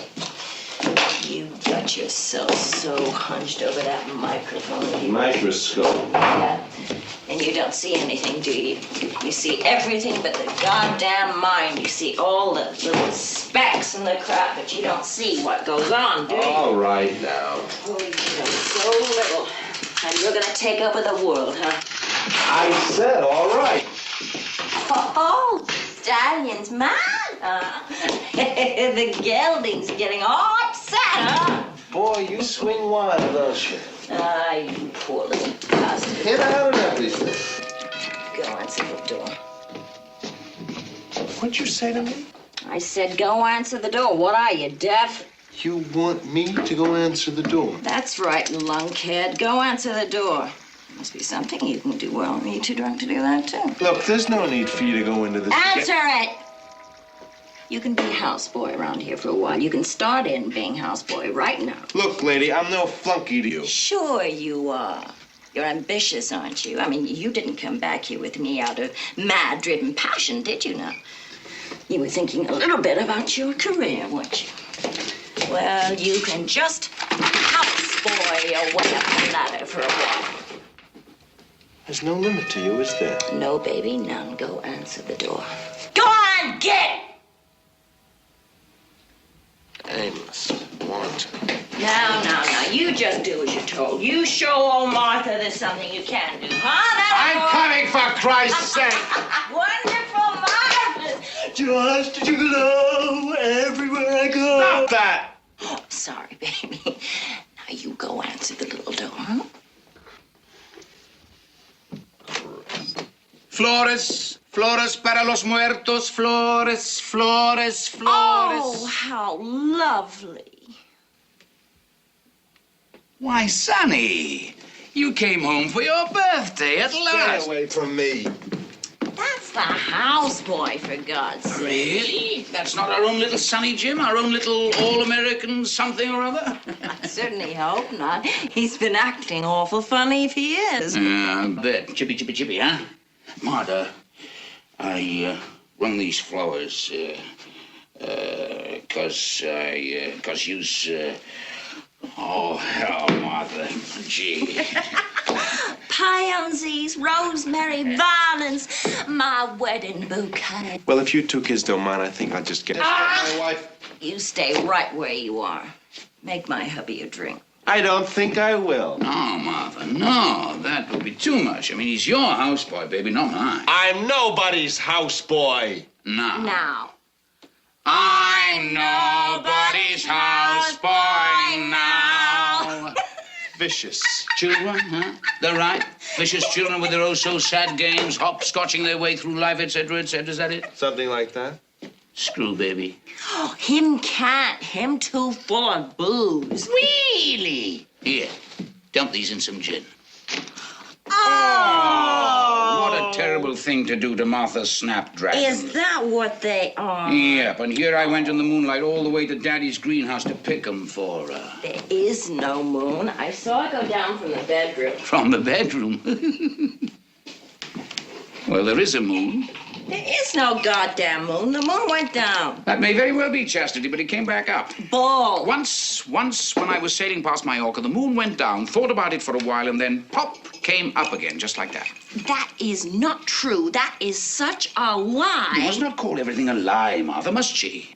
Hell, I don't know when you people are lying or what. You're damn right. You're not supposed to. Right.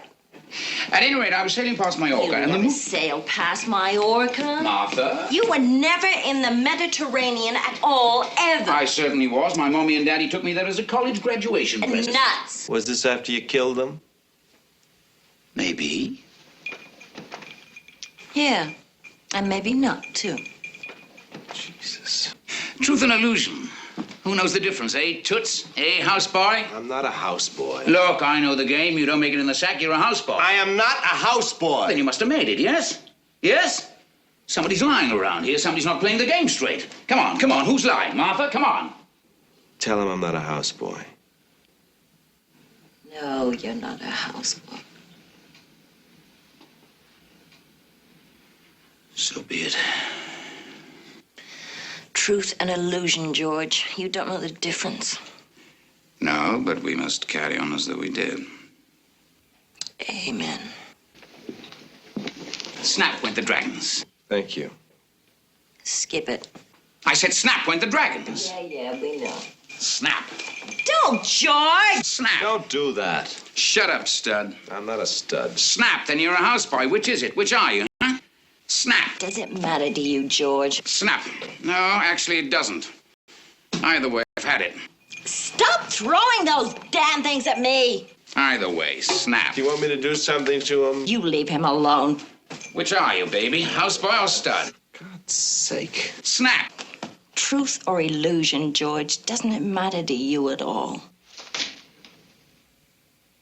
Snap. You got your answer, baby?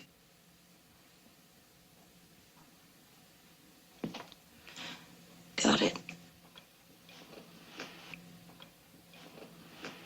You just gird your blue-veined loins, girl. Now, we got one more game to play, and it's called Bringing Up Baby. Oh, for Lord's... I don't want any fuss. You don't want any scandal around here, do you, big boy? You want to keep to your timetable, don't you? Then sit. And you, pretty miss. You like fun and games, don't you? You're a sport from way back, aren't you? All right, George, all right. Good. But we're not all here. You. Your little wifelet isn't here. Look, she's had a rough night. She's Well, we in can't the play without cab. everybody here now. That's a fact. We gotta have your little wife. Sweet! Cut that! You just get off your butt and bring that little dip back in here. Now be a good puppy. Go fetch. Fetch, good puppy. Go fetch.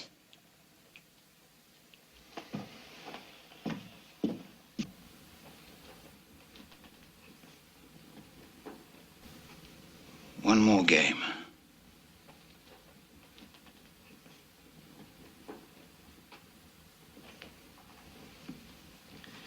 I don't like what's gonna happen. Do you know what it is? No. Well, I don't like it. Maybe you will, Martha. No. It's a real fun game. No more games. One more, Martha. One more game, and then Betty bye. Everybody pack up his tools and baggage and stuff and go home. And you and me? Well, we're gonna climb them well-worn stairs. Oh, no, George, no. Yes, baby. No, George, please, It'll no. all be done before you know it. No. No climb stairs with Georgie? No more games. It's games I don't want, George. No more games, please. Oh, sure you do. Original game girl and all. Of course you do. No, George, please, I don't. Don't you touch me. You keep your paws clean for the undergraduates. So listen to me, Martha. You've had yourself an evening. You've had yourself quite a night. You can't cut it out just whenever there's enough blood in your mouth. We're going on, and I'm going to have at you, and it's going to make your performance tonight look like an Easter pageant. I want you to get yourself a little alert. I want a little life in you. Stop that! Pull yourself together. I want you on your feet and slugging, because I'm going to knock you around, and I want you up for it. All right, George, what do you want? An equal battle, baby, that's all. You'll get it. I want you mad. I'm mad. Get madder. Don't worry about it. Good girl. We'll play this one to the death. Yours. You'll be surprised. Yeah. Here come the little tots. You'll be ready for this. I'm ready for you. Here we are.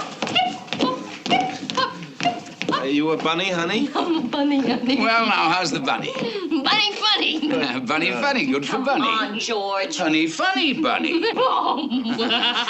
All right. Here we go. Last game. All sit. Sit down, Martha. This is a civilized game. Just get on with it. Now, I think we've been having a real good evening, all things considered. We've sat around and we've got to know each other and we've had fun and games. Curl up on the floor, for example. Tiles. The tiles. Snap the dragon. Peel the label. Peel the what? Label. Peel the label. I peel labels. We all peel labels, sweetie. And when you get through the skin, all three layers, and through the muscle, and slosh aside the organs, them which is still sloshable, and get down to the bone, do you know what you do then? No. When you get down to the bone, you haven't got all the way yet. There's something inside the bone, the marrow, and that's what you got to get at. Oh, I see. The marrow. But bones are pretty resilient, especially in the young. Now, take our son. Who? Our son, Martha's and my little joy. George, Yes, Martha? just what are you doing? Why, love, I'm talking about our son. Well, don't. But I want to, Martha. I think it's very important we talk about him. You, my dear, you want to hear about our bouncy boy, don't you? Who? Martha's and my son. You have a child? Oh, yes, indeed, do we ever. Martha, do you want to talk about him or shall I? Don't, George. All righty. Well, now, let's see. He's a nice kid, really, in spite of his home life. I mean, most kids will grow up neurotic, what with Martha here carrying on the way she does, sleeping till 4 in the p.m., climbing all over the poor bastard, trying to break down the bathroom door to wash him in the tub when he's 16, dragging strangers into the house at all hours. Okay, you. Martha? That's enough. Well, do you want to take over? Why would anybody want to watch somebody who's 16 years Oh, old? for Christ's sake, honey. Well, why? Because it's a baby poo. All right. Our son, you want our son. You'll have it. Do you want a drink? Yes. We don't have to hear about it if you don't want to. Who says so? You in a position to set the rules around here? No. Good boy, you'll go far. All right, Martha, your recitation, please. What? Our son. All right. Our son. Our son was born in a September night, a night not unlike tonight. Now, tomorrow. And 16 years ago. See, I told you. It was an easy birth. No, Martha, no. You labored. How you labored. It wasn't easy birth. Once it had been accepted, relaxed into. Ah, that's better. It was an easy birth. Once it had been accepted. And I was young, and he was healthy. A red, bawling child. Martha thinks she saw him at delivery. With slippery, firm limbs. And a full head of black, fine hair. Which later became blonde as the sun. Our son. He was a healthy child. And I had wanted a child. Oh, I had wanted a child. A son? Daughter? A child. Child. I had my child. Our child. Our child. We raised him. Oh. Yes, we did. We raised him. And he had green eyes. Such green eyes. Blue, green, brown. He loved the sun. And he was tan before and after everyone. And in the sun, his hair became fleece. Fleece? Beautiful. Beautiful boy. Absolve Domini animus omnium fidelium defunctorum ab homini vinculo delictorum. So beautiful. So wise. All truth being relative. It was true. Beautiful, wise, perfect. There's a real mother talking. I want a child. I want a child. On principle? I want a child. I want a baby. And of course, this perfection could not last. Not with George. Not with George around. There, you see, I knew she'd shift. Be still. Sorry, Mother. Can't you be still? Dominus vobiscum. Not with George around. A drowning man takes down those nearest, and he tried. And oh, God, how I fought him. God, how I fought him. The one thing I tried to carry pure and unscathed through the sewer of our marriage. Through the sick nights and the pathetic, stupid days. Through the derision and the laughter. Oh, God, the laughter. Through one failure after another. Each attempt more numbing, more sickening than the one before. The one thing, the one person I tried to protect. To raise above the mire of this vile, crushing marriage. The one light in all this hopeless darkness. Our son. Stop it! Kyrie eleison. Stop it! Eleison. Kyrie eleison. Just stop it. Why, baby, don't you like it? You can't do this. Who says? I say. Tell us why, baby. No. Is this game over? Yes, it's over. Oh, no, not by a long shot. We've got a little surprise for you, baby. It's about Sonny Jim. No more, George. Yes, I'm running this show. Sweetheart, I'm afraid I've got some bad news for you. For both of us, I mean. Some rather sad news. What is this? Well, Martha, while you were busy, while the two of you were busy, I mean, I don't know where, but hell, you must have been somewhere. While you were busy for a while, Missy and I were having a little talk. You know, a chaw and a talk, and the doorbell rang. Chimed. And, well, Martha, it's hard for me to tell you. Tell me. Please don't. Tell me. Well, what it was good old Western Union, some little boy about 70. Crazy Billy? Yes, Martha, that's right, Crazy Billy. And he had a telegram, and it was for us. I have to tell you about it. Why didn't they phone it? Why did they bring it? Why didn't they telephone it? Well, some telegrams you have to deliver, Martha. Some telegrams you cannot phone. What do you mean? Martha, I can hardly bring myself to say it. Don't. You want to do it? No.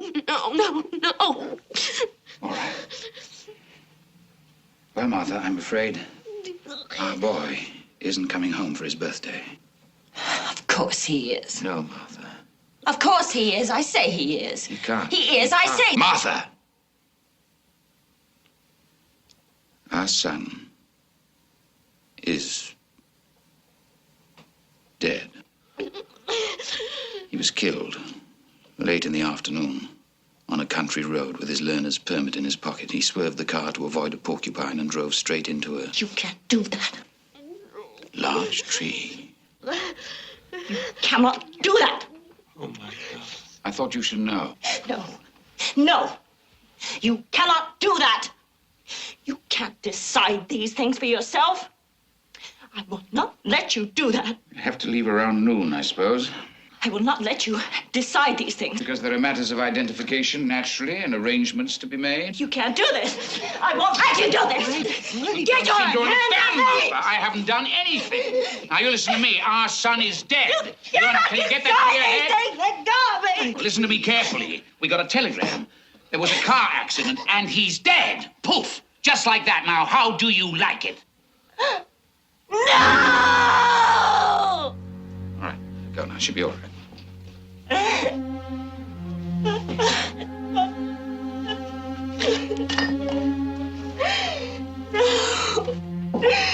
No. He's not dead. He's not dead. He is dead. Kyrie eleison, Christe eleison, Kyrie eleison. No. You cannot decide. He hasn't decided anything, lady. It's not his doing. He doesn't have the power. That's right. I'm not a god. I don't have any power over life and death, do I? You can't kill him. You can't let him die. You can't. There was a telegram, Martha. Show it to me. Show me that telegram.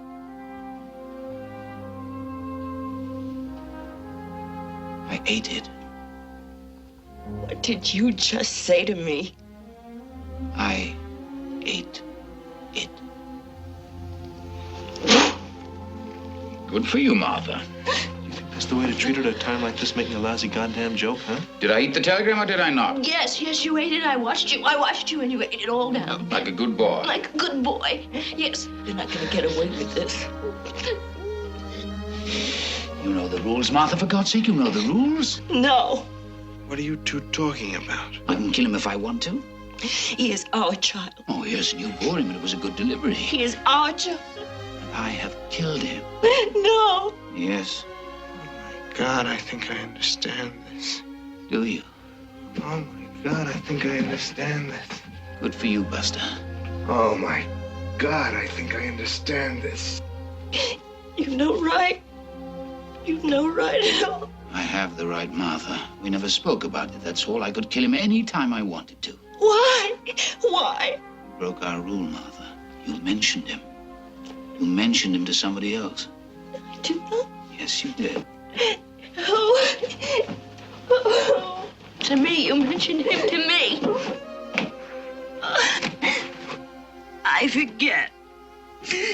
Sometimes when it's night and it's late and everybody else is talking, I forget and I want to mention him, but I hold on. I hold on. I've wanted to so often. But George, you pushed it. There was no need for this. I mentioned him, all right, but you didn't have to push it over the edge. You didn't have to kill him. Requiescat in pace. Amen. You didn't have to have him die. Requiem aeterna dona eis Domine. That wasn't needed.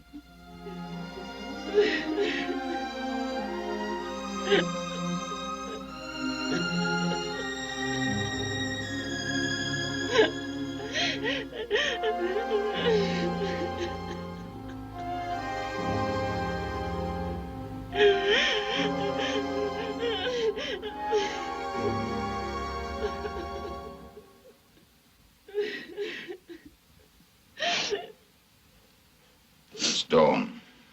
I think the party's over.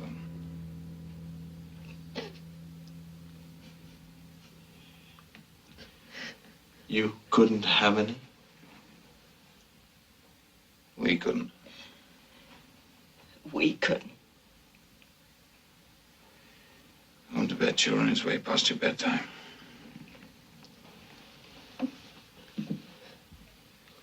Honey? Yes. You two go now. Yes.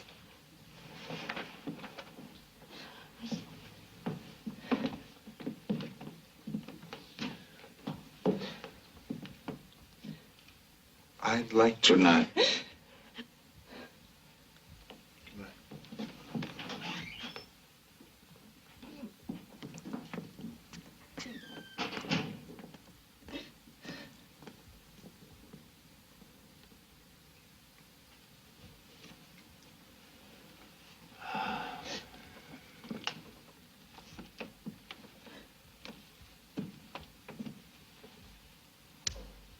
You want anything? No, nothing. All right. Time for bed. Yes.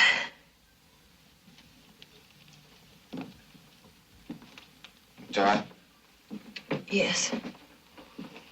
I am. Yes.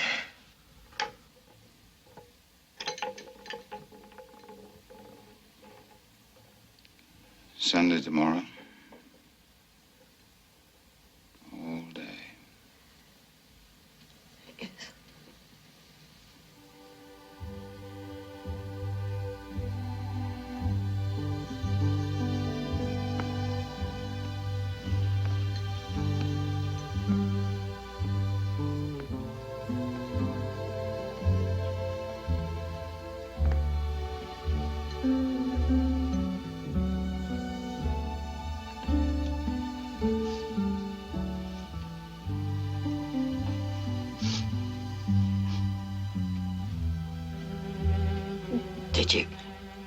Did you have to?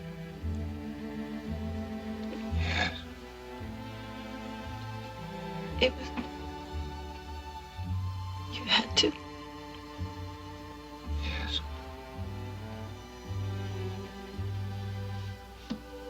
I don't know. It was time. Was it? Yes.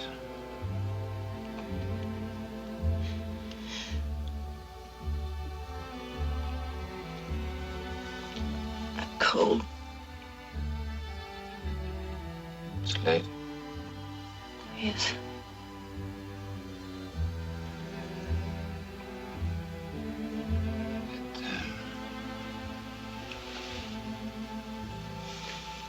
It will be better. I don't know. It will be, maybe. Sure.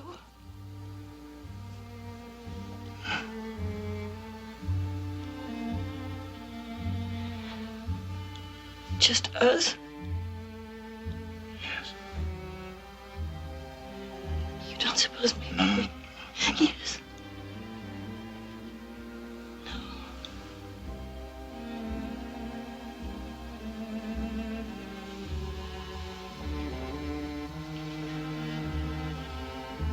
All right. Yes.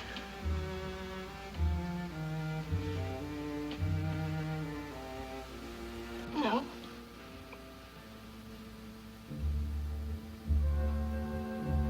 Who's afraid of Virginia Woolf? Virginia Woolf. Virginia Woolf. I am, George. Who's afraid of Virginia Woolf? I am, George. I am.